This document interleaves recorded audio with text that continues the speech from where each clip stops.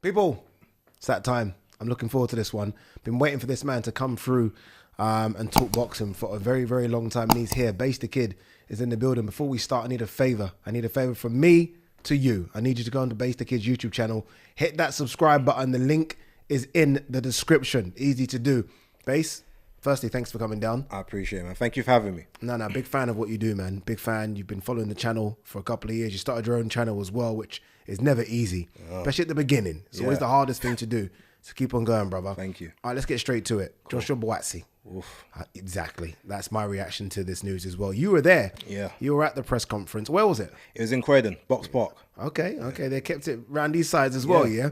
Okay, Joshua Buatsi is now a Sky Sports boxer fighter. He's left Eddie Hearn, Matchroom and DAZN after, when did he sign with them? 2016? 17, just after the Olympics, wasn't it? Yeah.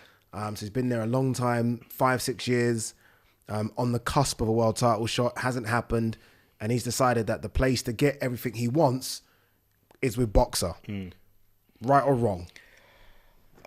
Well, based on what he said. No. Based on what you think. Okay. If I'm being totally honest, I think it's wrong.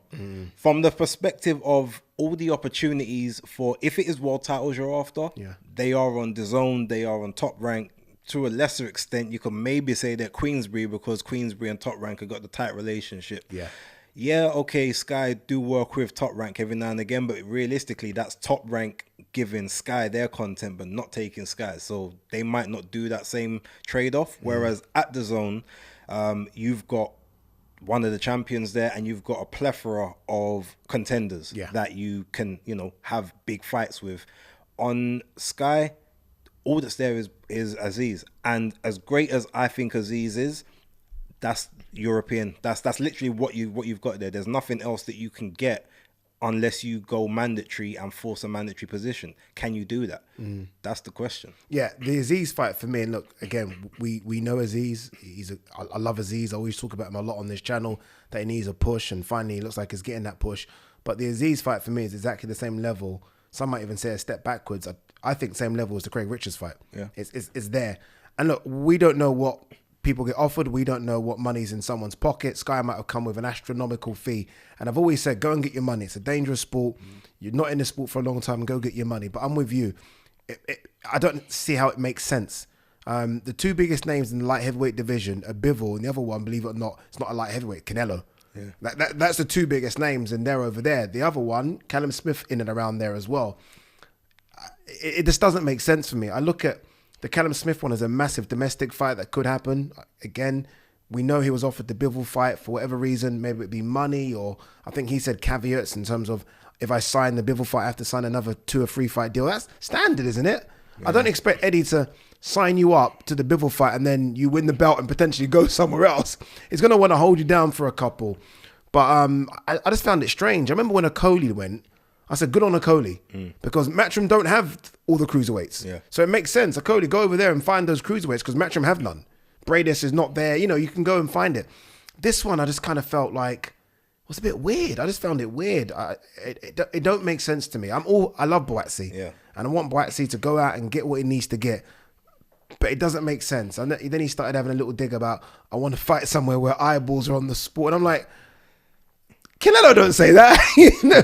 The guys don't say that. I just find it quite strange. No, I get that. But you know what? I guess to a degree, you might just have to look at it from a perspective of, he may be right, because I heard something today about the level of visibility that occurred between him and Craig Richards. Yeah.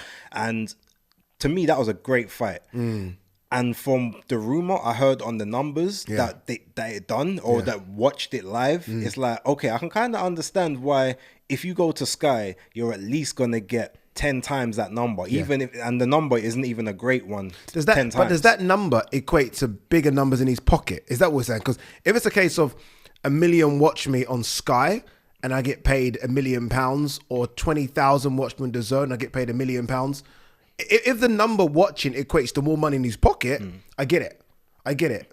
But it's not like, Buatsi is not a young fighter coming through that needs the publicity and the push. He's a guy, again, this is an Olympic bronze medalist. People know who Buatsi is. Yeah. He's not your Ben Whittaker, who people might say, okay, I can understand why Ben's gone to Sky, because Ben's an Olympian, he needs to push.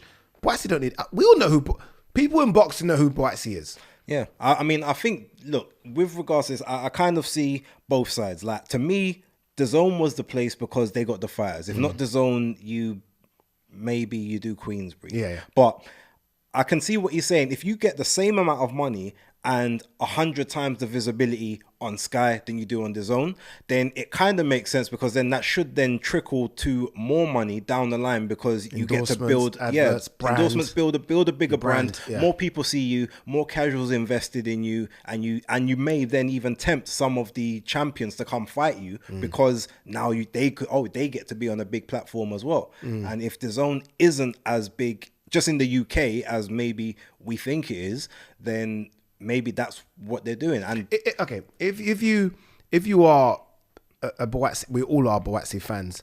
For me, the two fights for me that I've been screaming for Buatsi to have, two, Bivol, because what you're in this for? I mean, even if you lose to Bivol, you had a world title crack at, I think, the best light heavyweight on the planet right now. No shame, because the drop off is okay. You can still fight other contenders, Marcus Brown, Joe Smith, if you lose to Bivol. The other one I've been screaming for is Yard.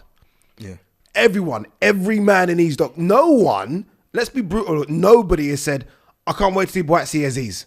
No one said that. True. It's not a matchup we thought about. Not dissing Aziz, because there are other matchups I want Aziz to face. Everyone says, I want to see Buatsi versus Yard, I want to see Buatsi versus Bivol. He's gone neither. Yeah. So this is why I find it strange that if I woke up today and it said Buatsi signed to Queensbury, I'm like, oh, I know what's coming. We're going to get the Yard fight. Hey! Yeah. But I don't get, honestly, it does. Certain promoters now seem to have sort of the lion's share of fighter divisions. Yeah. And Matchroom seem to have the lion's share of what's going on in the light heavyweights, or at least they can make those fights. This is why I feel like there might be more going on behind the scenes. There probably is. And like I said, with regards to this one, I kind of see it from his perspective. If he's like, look, I've put in so much effort with that Craig Richards fight, and barely anyone saw it or replayed it, or there was no YouTube afterwards, or there was no talk about it in any of the sports channels and news channels. Like, no, I want people to know about what's going on with me, especially now it looks like he's going to be more vocal than he was before. Because remember, before it was just business, but he didn't say anything. This is why it shocked me, for him to kind of have a little dig. First of all, I was shocked about the dig, but I was almost like, he's talking. I think that's part of the deal. He's got to be. You've got to be a bit more. We need to see a bit more from you, because I've always loved Buatsi. Like, every time, and I think maybe I dig him a bit because I think that I wanted to see more. Yeah. Not just from in the ring, but I wanted to see more outside. Because when I did the face off and the way he kind of went at Craig Richards, like, so it is there. Yeah. You can have that a bit of anger, and I know, look, he's a God-fearing person, so he doesn't really want to do the trash talk stuff. But sometimes, you got to sell. You got to sell yourself. We don't know the offer that Eddie made for him to fight Bivol, but there was an offer. Yeah. You could have fought Dimitri Bivol. And for whatever reason, I don't know if it's your trainer Virgil saying you're not ready, whatever reason, you think that going to Sky and potentially, who's he going to fight when he's fighting? May 6th. So he's fighting on the same day as Canelo. Yeah. Who's he going to fight? Who are they getting? It's going to like, be he right now should be fighting Joe Smith. Marcus Brown. He's that level. Yeah. You can't go for a Craig Richards win to lower than that. Yeah. No, I agree. I mean, obviously with this one, you kind of give him a bit of a bye because he hasn't been in the ring for a year. So you say a new platform, introduction, hopefully brutal knockout. Yeah. And then you go. He said that he's pledging to do 3 fights this year. He said he's going to be active. Good. He has said that. So I got to hold him to that. And if this one is just the introduction and then we get a next one like July, August time, September, then another one in December, as long as one of them is a big-ish fight, then cool. I don't know, again, who he could... I mean, maybe they might pull in a top-ranked favour and he gets a Joe Smith Jr. in September. I'll accept that. Yeah. I'll accept that. I'll accept if it's, like you say, a kind of a warm-up-ish fight now, and then a Joe Smith and then or Marcus. I'd accept that route. Yeah. Anything else, I'm like, what have you done? Honestly, anything else, I'm like, what have you done? You're with a promoter who's got the best light heavyweight on the planet. And look, will he get Canelo? Probably not, but he's there. He's in and around that. Canelo Smith's there as well as a domestic fight. And then you've got Frank over there with Yard. And then you've gone the complete opposite and have gone to Sky, who don't have many and don't have much. I just find it, I find it strange. Do you think he will win a world title, Buatsi? Do you think there's enough in there from what you've seen in the last few years for him to... Like, okay, Yard Beterbiev, did you give Yard a chance? No. Okay, cool. Okay, so you're honest with that. Okay, so Buatsi versus any of those two, not really. Not now. If they vacate, Yeah. I think he'll win a title when Bateviev, like, calls it a day. Which he will Or if soon. he loses, Yeah. and Then the belts go everywhere. fragment. I think you get one that way. But while those two hold the belts, no, I think he won't. And maybe that's what he's waiting for. Maybe he's waiting to age them out because he's still young. He's 30. Yeah. He's got like 3-4 years of good work left. Good in work him. as well. This is a guy that lives the life, doesn't drink, doesn't eat crap. So this is a guy that's a solid. Do you think we'll ever see Buatsi yard? Yeah. Okay. Because I mean, look, there's a relationship. Yeah, remember Joyce and Parker. So yeah. Ben's definitely not going to make the same mistake of feeding him over there straight away. But 2 fights, maybe the last fight of the year, possibly, or early next year.